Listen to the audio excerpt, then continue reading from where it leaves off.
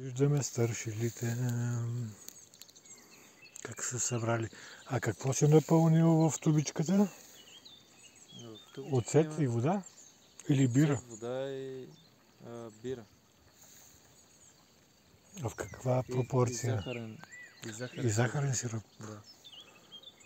И връх Пирин се вижда в далечината. А какви са голями.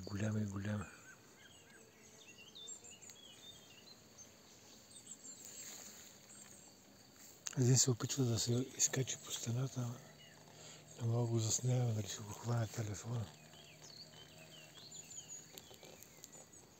Какви огромни зверове са. Любителски пчелин в село Клисура. Над язовира, а в далечината е връх Пирин. Това е стопанството на Мирко.